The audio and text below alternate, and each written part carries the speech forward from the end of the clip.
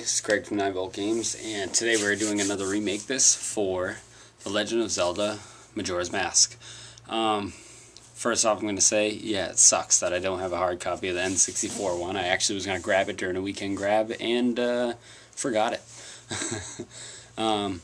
But seriously, you can buy it for like 20 bucks. It's totally worth it. Or, if you want to spring for the extra 50, you could get the Gamecube version, which is also playable on the Wii. Now, with that out of the way, let's see if I can do this. Legend of Zelda Majora's Mask, okay? When it comes to me playing Ocarina, Ocarina is my favorite. Although, when I start playing Majora, Majora is my favorite, and that's simply because Majora's Mask is the more adult version. And if you're my age and you played Ocarina back in 2000 when Majora's Mask came out, it, like I said, is more adult version. It's kind of like it grew up with you, and I mean more adult as in, because obviously you play as Kid Link, it's not really an adult game. It has a darker tone to it. Now, like I said, the game has sentimental value to me because my foster parents are getting a divorce, and my dad, through whatever type of expression he was trying to do, was trying to be the cool dad and was like, hey, I'm going to take you out and buy you some random crap. You know, the whole cool dad thing. So he went out and bought me a expansion pack with Majora's Mask, which was like $90 at the time. So that was like amazing because I was only 14 when the game came out. 15? 14. 15. Okay, 15. So yeah. With all that mushy crap out of the way, let's get it started right into why it should be remade. Simply because they redid Ocarina of Time 3DS. You know where I'm going with this remake right when you click the title, because I really think that they should continue it on into Majora's Mask 3DS. Am I lined up? Is a Pip here? Okay. I think Majora's Mask would benefit tremendously through the 3DS. Like I said in my past review of Ocarina of Time 3DS, the graphics were upped a little bit. And between Ocarina and Majora, Majora looked a little bit better, and that's thanks in part to the expansion pack and obviously time. But yeah, I think it actually could benefit very well if it was on the graphical engine or the graphical updated engine of Ocarina of Time. And like I said, it's a story that the more I talk to people, the more I find out nobody really played Majora's Mask, which is weird because this is Zelda and I know it sold, but I don't think people actually played it all the way through. And it's simply because if you were younger, you were completely turned off by the whole 3-day. You have 72 hours to complete it, and it's not really 72 hours in-game. Time moves faster until you get your Ocarina, and you do the Song of Time backwards, slows time down, do the Song of Time 2 times in a row, do, yeah, it makes it go faster, and then doing the Song of Time completely will bring it back to the first day. So I thought that was pretty cool. The whole playing with time element definitely added a whole new layer, way past what Ocarina of Time had for, you know, obviously what you can do to time. The only thing that sucked about it is that when you went back, after everything you did to the whole 72 hours, anything that you had on your persons, except for like solid items like your hookshot and all that crap, rupees, bombs, any items that were numerical, whoosh, gone. Not 100%, yeah, bottle items, whoosh, gone. And that really sucked. You know, but that's the whole point of it. It was all management. What can you do in this amount of time? And you end up having to do the same things over and over, but it didn't get too repetitive because you had to find ways to do the same things over and over and faster, a lot faster. And the number one draw to it, which was actually the number one draw away from it, is the fact that you're not playing as Link the entire time. You're playing as the Goron Link, you're playing as the Zora Link and the Deku Link. And then when you get the Omni Link mask, or the Fierce Deity, don't want to piss any people off, when you get the Fierce Deity mask, you become Oni Link, which everybody knows is a big bad mofo.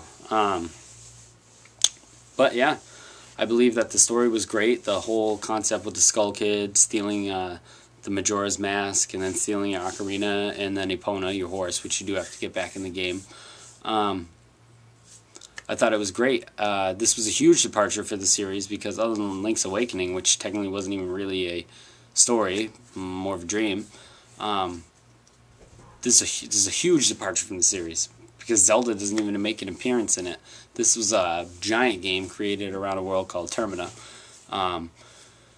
And the moon was caving in on Clockwork Town in Termina because of the Skull Kid and the influence of the Majora's Mask, which was stolen from the mask shop guy. I don't know why I did that. That's actually who he is. I don't know his quotations. The mask shop guy, he ended up stealing the Majora's Mask, and it influenced his soul and made him do evil things, and he cast a spell on the moon that would slowly come down and crush it, and that's the whole 72-hour draw.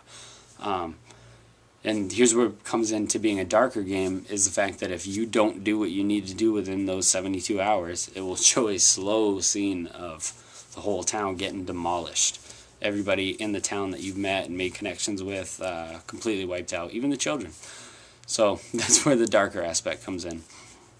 As for the castles, the dungeons, it was pretty much in the same vein as Ocarina. I think with the constraints of the N64, it really kind of took a toll on the whole system, not just the Zelda game. But like, you know, you had your forest-esque. I shouldn't even say it's. I don't know what the fuck I'm gonna. I mean, I don't know where I'm going with this right now. Okay, it just follows the same vein as every Zelda. You got your forest one, you know, you got your water one, you got your fire, rock, lava, death mountain type one. But the whole integration with the masks was cool. You put on the Goron mask, you become a giant of a man who can turn into a spiky ball and roll around. You put on the Zora mask, you could swim through water. You didn't need your tunics or any of that stuff, which was pretty cool. You know, you could get your different swords, but once again, that when you are actually Link in the game, which a majority of the game, if you're cool, you played as the Goron when you got the Goron mask in the areas that you could. You really don't play as Link the whole game, which is another one that's a huge departure because you rely so much on playing as the other aspects of Link. So yeah, in all, I mean, I think the game should get remade, definitely. I think people who haven't played it would definitely give it a chance if it was on the 3DS, mainly because of the slim pickings that is the 3DS. Hopefully that'll change after the price drop. But I do believe that the remake... Oh, I'm going to just go off and say this right now, just in case this person's watching this. When I'm saying remake this game, I'm not saying remake this game because it needs a cosmetic uplift. I'm saying remake the games because they could do with maybe a little bit of a cosmetic uplift, yes, but that's not the main reason. The main reason is to spread awareness of an awesome game that many people missed out on. And while many people didn't miss out on Majora's Mask, many people have not beaten it.